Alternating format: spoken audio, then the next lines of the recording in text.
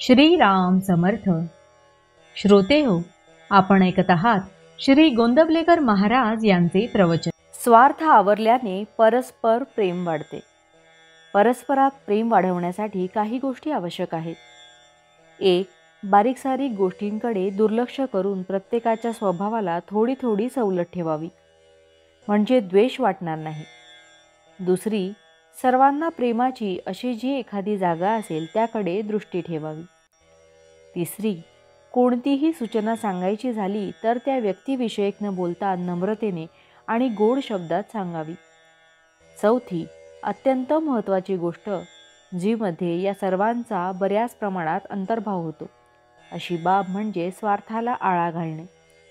म्हणजे मी स्वतः जितका माझ्याकरिता आहे असे वाटते, त्याच्याही पेक्षा जास्त मी दुसऱ्याकरिता आहे असे वाटणेही होय. आणि ही जाणीव ठेवून त्याप्रमाणे वागणे हेच प्रेम वाढवायला मदत करते. ज्या माणसाला स्वार्थ साधायचा नाही त्याला कमी पडणे शक्यच नाही. जिथे निस्वार्थीपणा आहे तिथे भगवंताला पुरवठा केलाच पाहिजे. आता स्वार्थाचा विचार करताना असे सहज वाटते की मी कुठे स्वार्थी आहे, मी कुठे कुणाजवळ काय मागतो. पण एवढ्याने स्वार्थदृष्टी नाही असे म्हणता येणार नाही. अहंकारा इतका स्वार्थ जबरदस्त आहे. त्याच्या मुळ्या इतक्या खोल आणि सूक्ष्म असतात की त्यांचा पत्ताच लागत नाही. स्वार्थ 3 प्रकारचा असू शकतो: कायिक, वाचिक आणि मानसिक. देहाला दुसऱ्या निमित्त कष्ट न होतील इतक्या काळजीने वागणे हा कायिक स्वार्थ म्हणतात. माझ्या बोलण्याला सर्वांनी मान डोलवावी. मी कोणाला काही कमी जास्त बोललो तरी ते त्यांनी निमूटपणे सहन करावे. अशा तऱ्हेच्या वृत्तीला वाचिक स्वार्थ म्हणता येईल. आणि माझ्या मताप्रमाणे सर्वांनी वागावे, माझे विचार बरोबर आहेत अशी जाणीव इतरांनी ठेवावी, अशा तऱ्हेची आपली इच्छा, त्याला मानसिक स्वार्थ म्हणता येईल. आता मी माझ्याकरिता जितका असेल त्याहून जास्त मी दुसऱ्याकरिता आहे असा विचार केला तर असे दिसून येईल की मी जेवढी मला स्वतःला सवड ठेवतो तेवढीच किंवा त्याच्याहून थोडी जास्त सवड दुसऱ्याला ठेवणे जरूर आहे. म्हणजेच जे दुसऱ्याने आपल्या बाबतीत करणे आपल्याला बरे वाटत नाही ते आपण दुसऱ्याच्या बाबतीत न करणे, आणि त्याच्याच उलट जे दुसऱ्याने आपल्याला केले तर बरे वाटते तेच आपण दुसऱ्याच्या बाबतीत करावे. हेच सर्वाचे सार आहे आणि हाच धर्म आहे. आपण जगावर प्रेम केल्याशिवाय परत प्रेम मिळणार नाही. आपण पुष्कळांच्यावर प्रेम केले तर आपण एकटेच त्यांचे करतो, पण प्रसंगाला ते सर्व आपल्याला मदत करतात.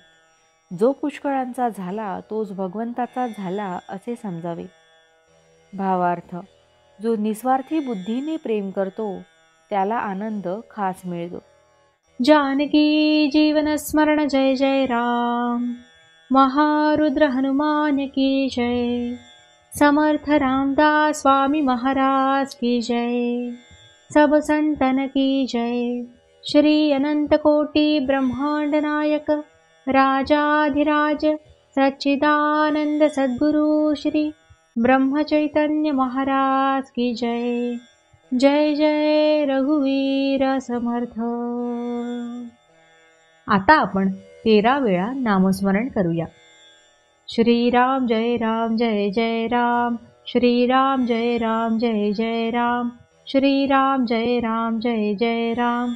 श्रीराम जय राम जय जय राम. श्रीराम जय राम जय जय राम.